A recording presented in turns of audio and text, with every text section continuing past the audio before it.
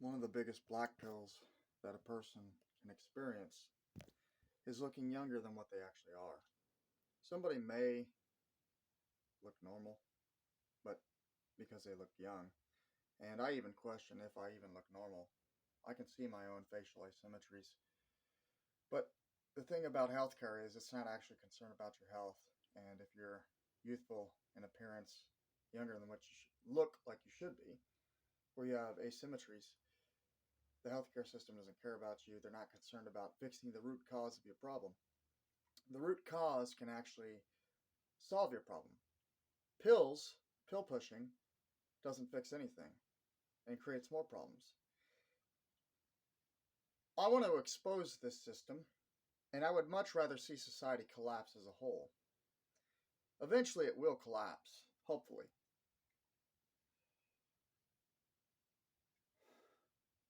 The people of this system want to keep it running. I don't. And those who understand how the system functions, they want nothing to do with it. But because there's a demand to socialize and be amongst others, socially speaking, in a public setting, because conformity is an act of tyranny. It's called forced socialization. People who never belong to what is common, which is what society means from the ancient Greek, what is common. But some people don't have what is common because they are physically unattractive or they are youthful in appearance. So they never belong to this system, but they're still forced to play the game, a game they don't actually play.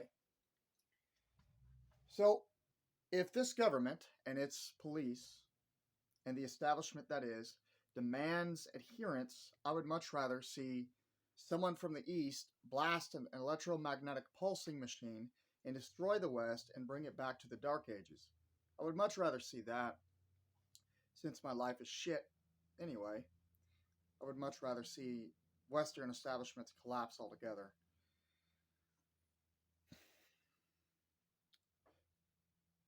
I am, by the evidence of my life, involuntary celibate. See, people love to criticize what is called an incel, but incels know what they're talking about. Men and women care about looks. We select partners, men and women. If you're a man, you select a woman based on how she looks, and if you're a woman, you select a man based on how he looks. People have a perception of youthful looking people as well. They have this assumption that they are weak, effeminate, that they're incapable of putting up with physical pain, or they can't work. That's just a part of the halo effect in social psychology, or the horn effect. We attribute negative traits to faces that appear negative. Honestly, I want nothing to do with this society. Antisocial people are not actually antisocial. It's impossible to be truly antisocial. Someone is only antisocial because they understand that the game is rigged against them. They want to be social, but they know they can't. Because a part of being social has to do with how you look. The better looking you are, the better you will be socially.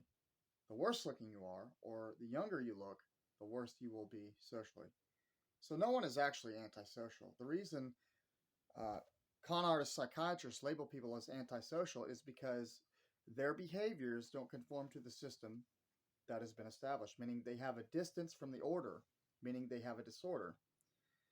They distance themselves from the order established because they were never a part of this system in general.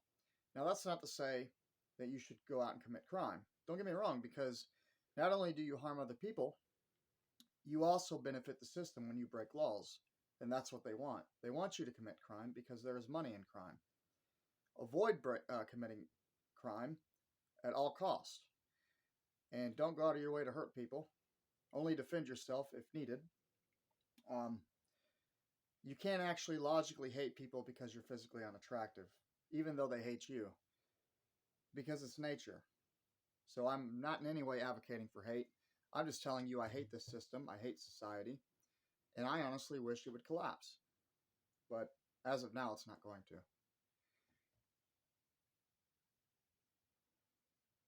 I'm a person that believes in keeping their word on things. I try my best to do so, even if sometimes it's at my own detriment. Because if you tell someone your word, you better keep it. It's integrity.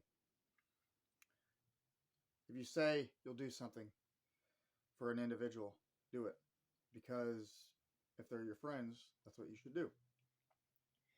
That's just my opinion on it, though. But don't for 1 minute believe that any sense of game or confidence in any way, shape, or form is what creates attraction. Try your best never to let entitled, egocentric pieces of shit, such as siblings, tell you that you read body language wrong.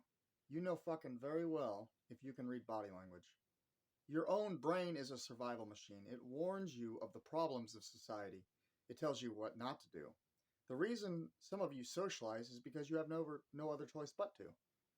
You have to socialize with people all the time when you go to the store. You can read the body language, the micro expressions, but you have no choice. Honestly, I would much rather have there be AIs established in stores so I don't have to interact with people. I only interact because I have to, at least in a public context. The reason I do not like people in general, not hate, but I do not like them, is because I understand that the game is rigged against me. It always has been, and it always will. I can read the expressions of human beings. I'm not perfect at it, clearly, but when someone finds you genetically repulsive, if you're smart enough, and if you're keen on the social awareness, you will understand that they actually don't want to interact with you. So when you're going to a store, someone has already made a decision whether they respect you or not immediately. Dating is the product of good genetics. That's it. You only attract what you are. So it is common for people who are physically unattractive to sometimes at least attract that which looks like them. Other times, you can't really attract anything. This game indeed is rigged against you. You're a checkered piece on a board, but you're going on autopilot. You don't have any decision in the matter.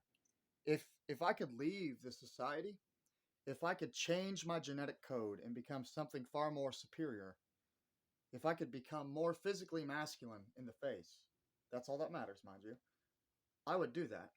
I would change my identity. I would alter my genetic state and become something that I wished I always was.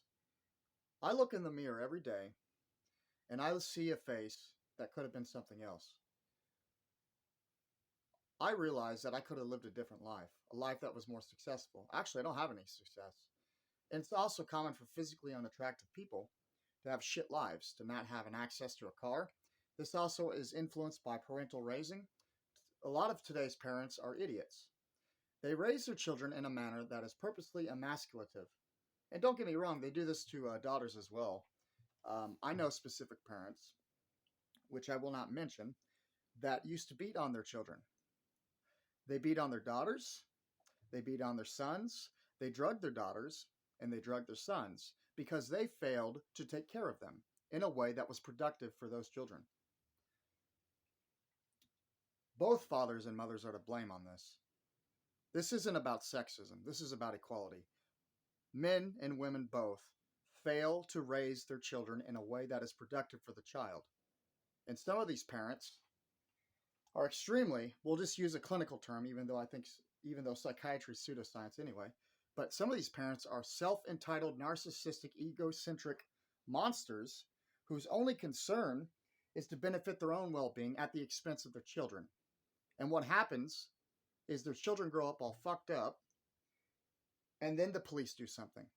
But the cops aren't ever doing anything when the parents are physically and verbally abusing these children. Where the hell are these police when the children are being damaged? Daughters and sons. Where are the cops then? Where are these pigs when these mothers bash their sons' heads off staircases, kick them in the testicles, mock them, and mock their daughters when they're beat with belts? Nowhere to be found, huh? It's only when children, men and women, grow up all fucked up that then the police are there to do something. This is why I always say police are there to protect the elite.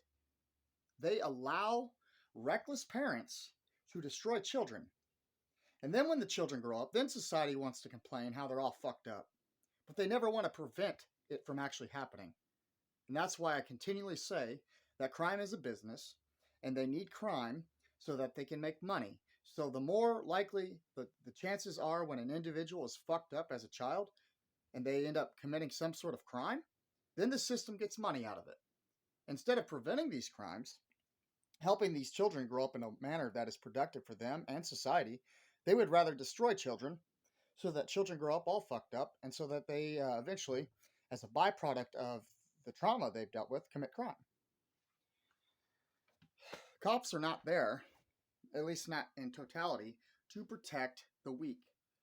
Most cops, in fact, were bullies in school. I think it was 98%, one study specified. 98% of the police were jocks and bullies in school. So what they do is they become a cop and get a badge, and then they continually pester those that were already considered socially and genetically weak in school. I by no means advocate for crime, but what I do advocate for is truth. And the truth is this, that looks matter more than personality, and unless you are being raised in a manner that can warn you of these dangers, unless you are being raised in a manner that you have proper nutrition, that you don't eat a bunch of shit candy and sugar as a kid so that your teeth don't decline, you're not going to have a good time growing up. But this is what will happen. All of your low IQ, willfully low IQ siblings and parents will gaslight you. Gaslighting meaning they'll put all the blame on you, tell you it's in your head. And then what psychiatrists do is they also use their so-called science as a weapon. Who is it psychiatrists target the most in school? Is it the bullies who possess traits of psychopathy? Since we go by clinical psychiatry, why is it that children can take pleasure, literal delight, in bullying other children and laugh when they cry, but no psychiatrist is trying to label them as a psychopath? But when a child who is bullied is upset, because you're not allowed to be upset when you're physically unattractive, even as a young child, why is it that psychiatrists target bullied children, but they don't blame bullies? I'll tell you why. Because if you acknowledge that bullies have a negative influence on other people, that society has a negative influence on those who are genetically deficient, then no longer can society look moral, fair, completely altruistic, completely possessing some sense of equal opportunity. And if you expose that, and if you put some indirect blame on society, no longer can society look moral, superior, or in any way, shape, or form more than that of a beast who's trying to be something it's not.